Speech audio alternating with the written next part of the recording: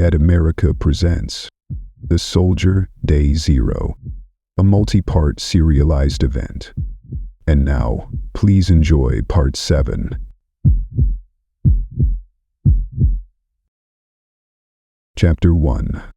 Flint raced toward the stairwell door, covering the final distance in desperate bounds. He grabbed the handle and yanked the door open, rushing inside the concrete stairwell and slamming the metal door shut behind him, just as the first wave of zombies reached his position. The sound of the door closing reverberated off the concrete walls, but it was immediately drowned out by something far worse. Before the sergeant could catch his breath or feel any relief at his escape, the entire stairwell erupted in excited moans. The vocalizations were coming from multiple levels above him, suggesting that numerous zombies had been trapped in the stairwell and were now responding to his presence. The excited moaning was quickly followed by the sound of footsteps racing toward the bottom of the stairwell from various floors above. 3 creatures appeared on the stairs just above his position, having been lurking on the upper landing when he entered. The trio of ghouls let out synchronized moans of excitement as they spotted their fresh prey and began sprinting down the steps toward him. The surgeon fired from the hip, squeezing off a single round as the first creature's feet hit the ground floor. The bullet struck it in the shoulder, spinning the zombie around from the impact, but the ghoul managed to keep its footing and continued running forward despite the injury. Before Flint could raise his rifle to shoulder level and aim properly, the other 2 zombies closed the distance and got within striking range. Knowing he was about to be overwhelmed, he made a desperate move to buy himself some time. The sergeant threw his rifle toward the lead creature's feet, managing to trip it up and send it tumbling forward as he stepped to the side to avoid the falling body. Flint dodged the falling creature as he readied his meat cleaver, gripping the handle tightly and swinging it hard toward the head of the next zombie charging down the stairs. The blade struck the creature horizontally across the face, cracking through the skull with a wet sound and embedding itself deep in the brain tissue. The force of the blow was devastating, and the zombie dropped immediately, but as the creature fell to the ground, its dead weight ripped the cleaver from the sergeant's grasp, leaving him unarmed as the next creature got closer. Before he could reach down to retrieve the blade from the fallen zombie, the first ghoul with the bullet wound in its shoulder recovered from its stumble and lunged at him with outstretched arms. Dark blood was streaming from the gunshot wound, but the injury didn't hinder it in any meaningful way. Flint managed to step back just far enough to avoid getting grabbed by the creature's grasping hands. He deflected the zombie's arms as it reached for him, smacking them to the side with enough force to throw the ghoul off balance and create an opening. Using the creature's momentum against it, Flint planted his feet firmly on the concrete floor and lunged forward, shoving the zombie toward the one on the ground that was struggling to get back up after being tripped by the rifle. The 2 bodies collided with a sickening thud, sending them both to the ground in a tangle of limbs. The sergeant quickly reached down and yanked the cleaver free from the skull of the dead zombie, dark blood and brain matter clinging to the blade. He rushed over toward the 2 creatures that were still struggling to untangle themselves on the floor. He raised the weapon above his head and swung downward with as much force as he could generate, driving the blade through the back of the top zombie's skull. The cleaver broke through bone and penetrated deep into the brain, ending the creature's movement instantly. As he yanked the blade free with a wet, sucking sound, the sounds of moaning and footsteps continued to intensify from the floors above. "Move, man, move," Flint muttered to himself. He forced himself to retrieve his rifle from where it had fallen, checking it quickly for damage before bringing it to the ready position. The sergeant rushed over to the stairs and began his ascent, knowing that staying on the ground floor would mean certain death as more zombies poured down from above.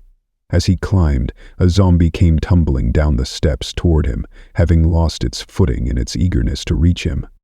Flint fired a single shot, catching the falling creature in the head and sending it crashing hard onto the next landing. The gunshot echoed through the stairwell like thunder, but it was necessary to clear his path upward.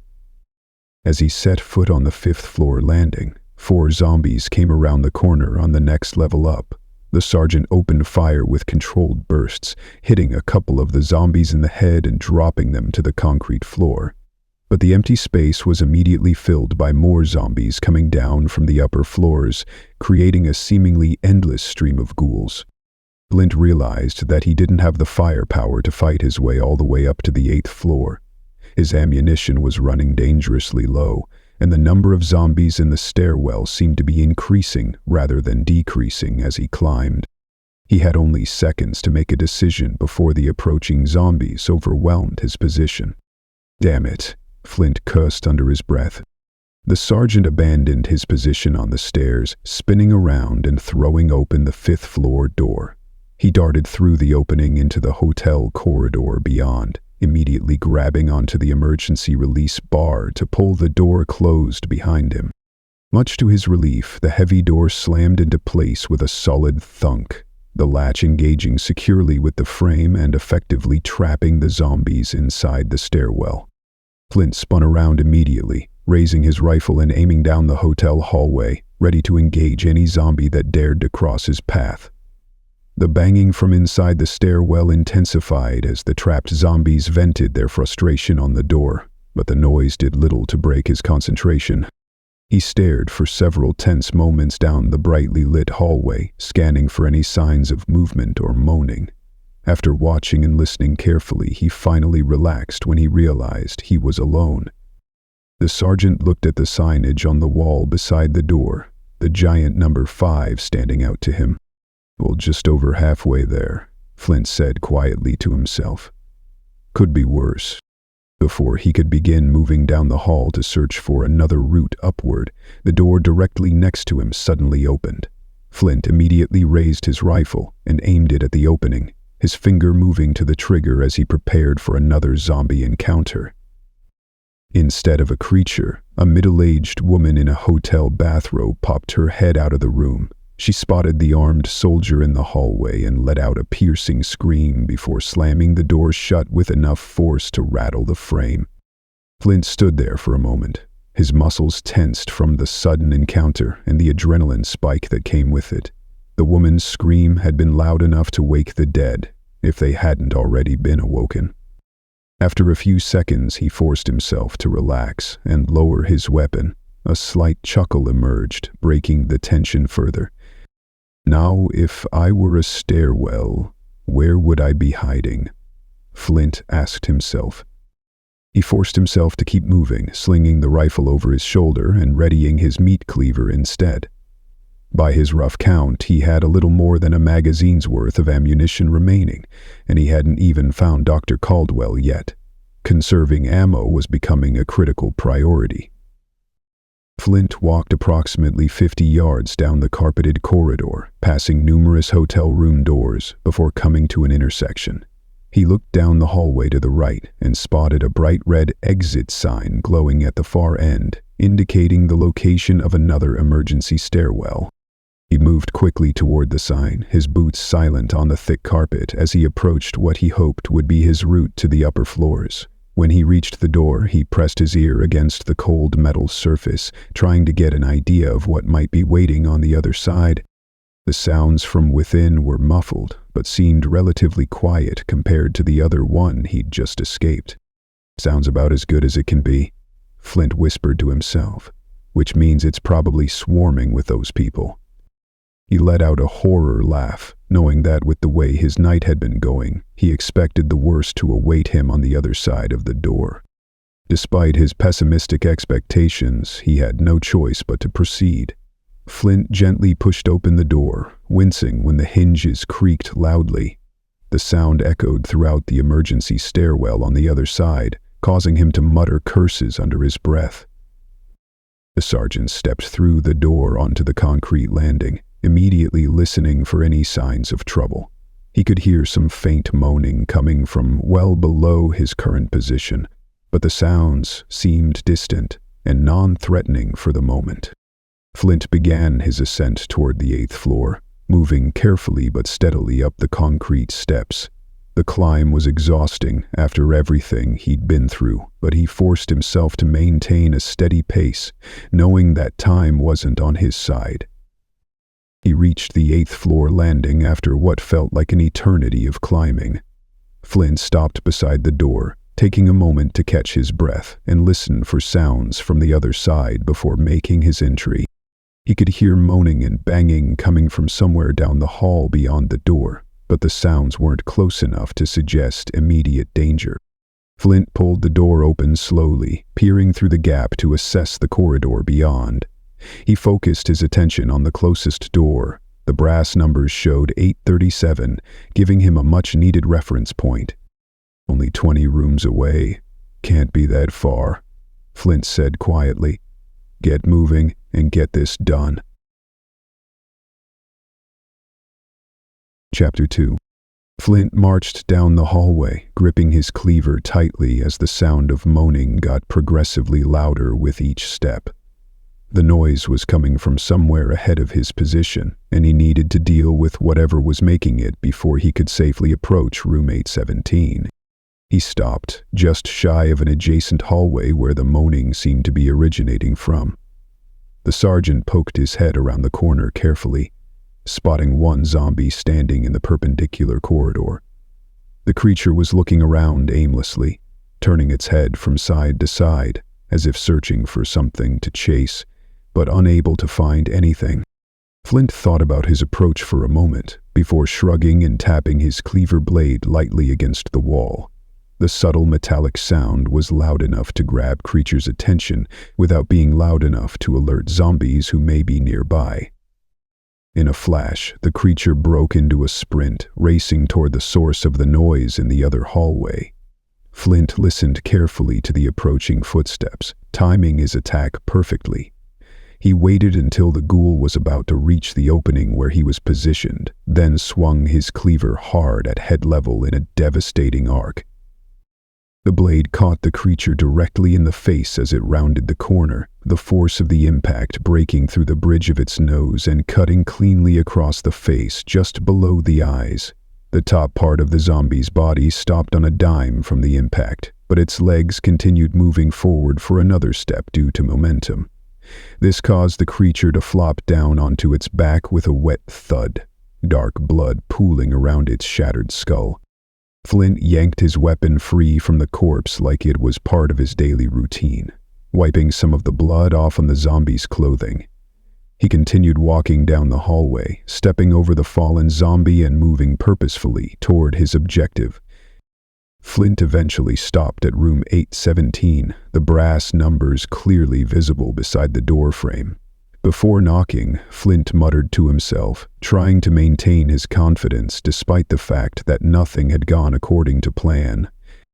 "She's going to be in here. You're going to call it in, and you'll be airborne in 10, he said quietly. He didn't really believe the words he was saying, but he was attempting to force himself to maintain optimism. With a semi-confident nod, he raised his hand and knocked on the door.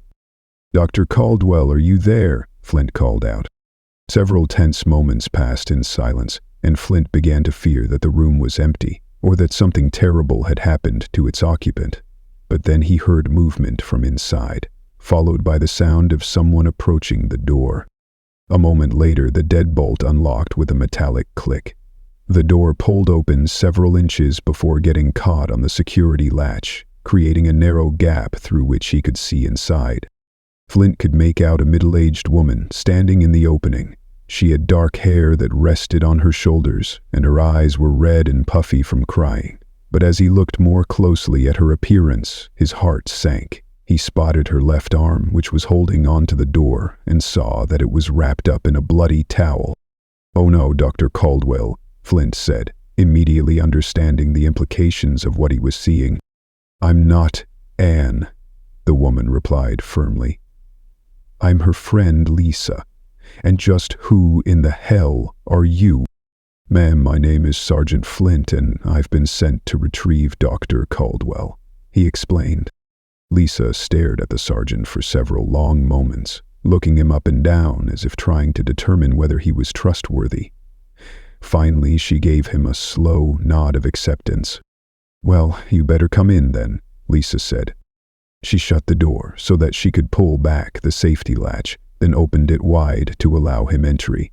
Sergeant Flint walked past her into the hotel room while she secured the door behind them, engaging both the deadbolt and the security latch.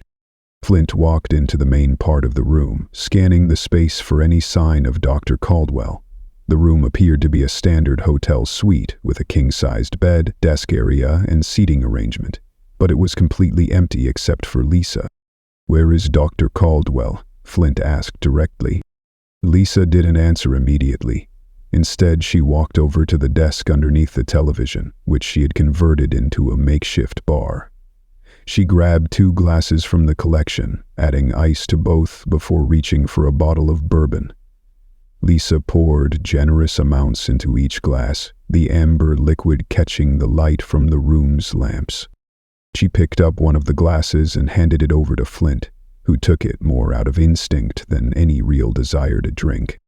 "I figured you're going to need that for what I'm about to tell you," Lisa said ominously. "Might as well have a seat there, too." Flint's mind went blank as he processed her words, realizing that his mission might be a complete failure. If Dr. Caldwell wasn't here and something had happened to her, there would be no rescue helicopter coming for him. He sat down on the edge of the bed, taking a sip of the bourbon as Lisa prepared to explain the situation. The alcohol burned slightly as it went down, but it did help calm his nerves somewhat. "We're out here celebrating our friend Betty's upcoming wedding," Lisa began, settling onto the top of the desk with her own drink. "Which means hitting the tables early before finding the best bar in the place and closing it down, or at least drinking until we're asked to leave." Lisa downed most of her bourbon in one gulp before grabbing the bottle and topping herself off. The action prompted Flint to take another sip of his own drink as she continued her story.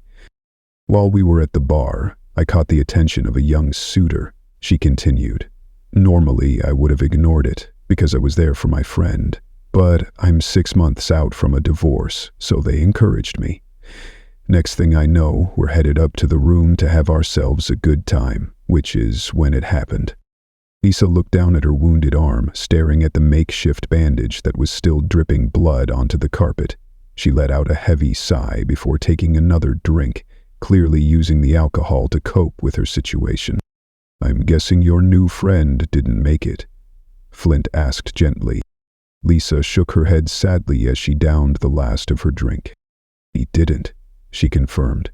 "One of those people ripped out his throat. We managed to get into the elevator and the doors shut. By the time we got to my floor, he woke up and gave me this." Lisa held up her wounded arm, showing off the blood-soaked towel wrapped around what was clearly a bite wound. "I'm not smart like Anne is, but even I know that getting bitten by one of those people isn't great for my health," Lisa said. Flint knew she was absolutely right about the consequences of a zombie bite, even if he didn't have the heart to confirm her suspicions directly. However, she could see the expression on his face, which told her everything she needed to know about her prognosis. "Yep, that's what I thought," Lisa said matter-of-factly. "I'm sorry, I really am," Flint said sincerely. Lisa let out a casual shrug before grabbing the bottle and pouring herself another generous glass of bourbon. "It is what it is," she replied with forced cheerfulness. "At least I'm sprung for the good stuff." She held the glass high, shaking it to get the ice to clink against the edges in a mock toast before having another drink. Despite her dire circumstances, she was maintaining her sense of humor. "And I'm happy knowing that my ex-husband is out there somewhere shitting himself," Lisa added with a bitter laugh. The comment made her chuckle at the thought of her former spouse dealing with the zombie apocalypse. Flynn let her have the moment of levity before bringing the conversation back to his mission. "So, about Dr. Caldwell," Flint began, trailing off because he didn't want to bring up what might be a painful subject for Lisa.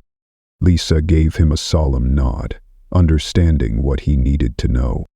"I honestly don't know if they're all right," she admitted. "There weren't all that many people at the bar, and it had a set of double doors at the front, so they may have gotten them shut in time." "Where's the bar?" Flint asked. It's on the 4th floor, called the Riverview Patio Bar, because, well, it's a bar on a patio that overlooks the river, Lisa explained with the careful pronunciation of someone who was clearly intoxicated.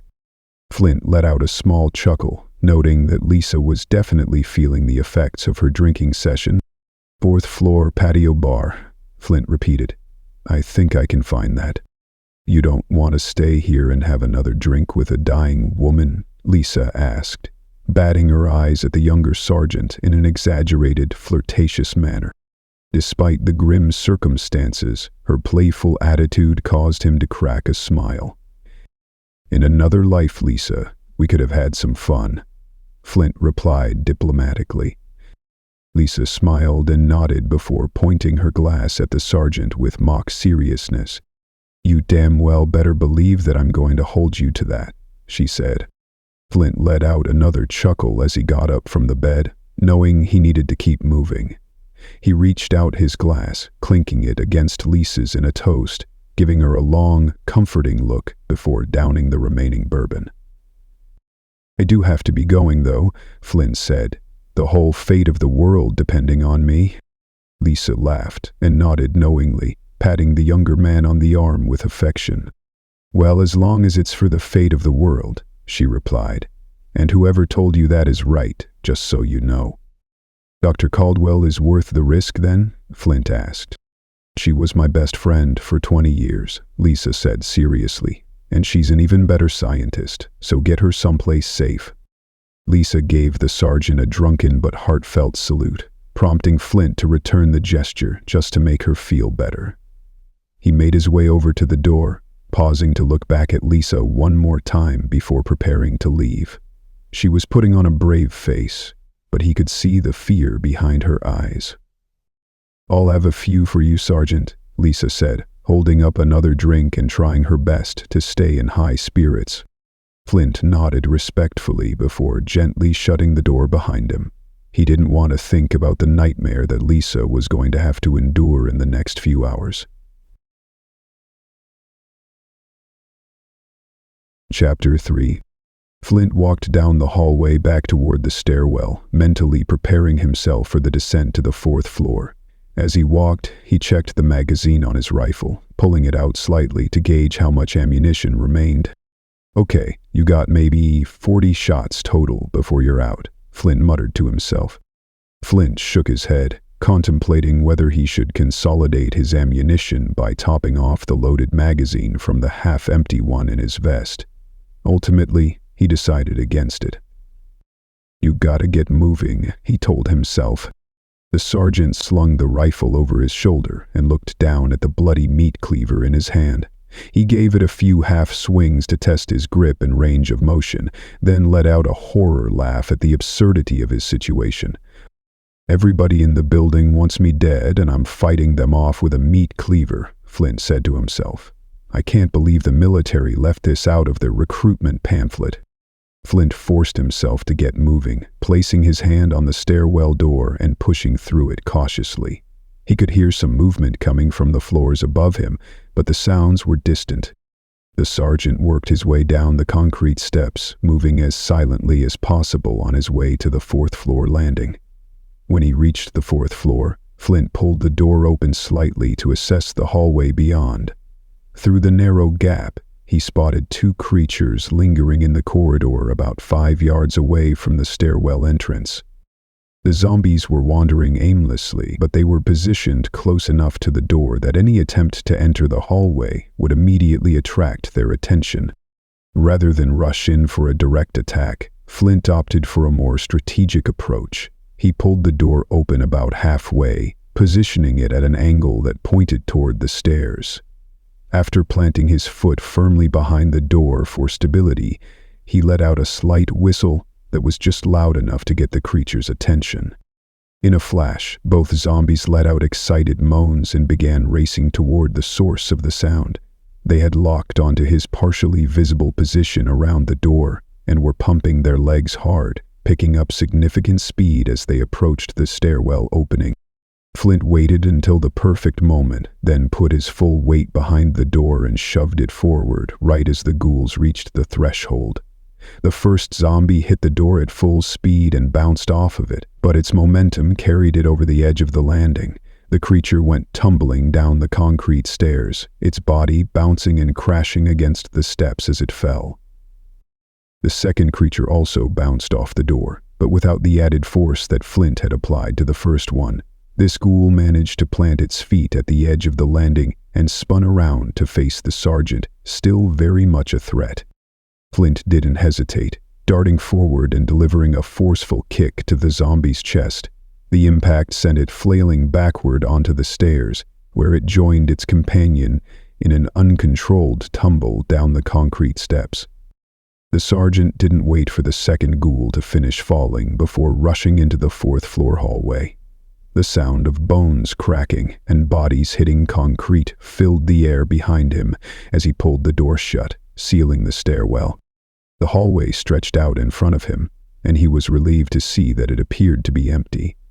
However, he could hear moaning and movement coming from around a corner further down the corridor, loud enough to make him wonder if he was about to encounter another overwhelming horde. Flint walked cautiously toward the first intersecting hallway, keeping his cleaver ready and staying alert. As he approached the corner, the moaning sounds grew louder and more numerous. He carefully looked around the corner and spotted a small army of zombies at the far end of the perpendicular hallway. From his current vantage point, it was difficult to see exactly what was holding their attention, but every single creature had its back turned toward him. The sergeant moved across the opening as quickly and quietly as possible, pausing briefly on the other side to make sure he hadn't been spotted. When he didn't hear any sounds of pursuit or excited moaning directed at him, he continued moving down the main corridor. It took a solid minute of careful walking before he could see the end of the hallway ahead of him. He could still hear some moaning from various directions, but nothing like the concentrated sound he'd encountered at the first intersection. "Come on, where in the hell is the bar?" Flint whispered to himself. He stopped just short of the end of the hallway, which intersected with another corridor that stretched in both directions. Flint looked across to the other side of the intersection, spotting several restaurants and retail shops. Most of them appeared to be closed for the night, their gates pulled down and lights turned off. As he continued scanning the area for any indication of the bar's location, he spotted a decorative directional sign mounted in the middle of the floor. It was styled like something that would be right at home in an old western town, with wooden arrows pointing toward different destinations. He studied the sign for a moment until he found what he was looking for. His heart sank as he read Riverview Patio Bar and saw the arrow pointing down the main hall in the direction he'd come from, toward the horde of zombies he'd just passed. "Yeah, that figures," Flint said under his breath. Flint stuck his head out from around the corner of the hallway, carefully looking in both directions. To the left, he could see a handful of zombies roaming around the storefronts. To the right, the hallway stretched on for about 30 yards before cutting back toward the right. The sergeant turned his attention back to the undead threat to his left, counting 4 creatures.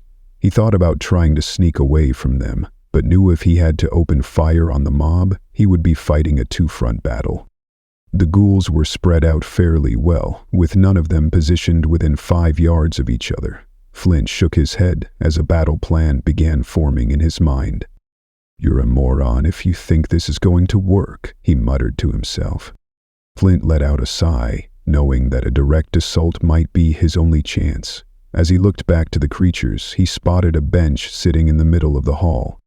"Well, some cover is better than nothing," he muttered. Time wasn't on his side, and overthinking the situation would only make things worse. Without allowing himself a second thought, Flint casually walked across the open area toward the bench. Before he could reach his defensive position, one of the ghouls spotted him and immediately broke into a sprint. Flint didn't break stride or show any signs of panic, continuing to walk casually toward the bench. As the creature got within striking distance, The sergeant swung his cleaver hard, catching the ghoul in the side of the head. The impact was devastating, knocking the zombie clean off its feet with a killing blow that sent it crashing to the floor in a lifeless heap.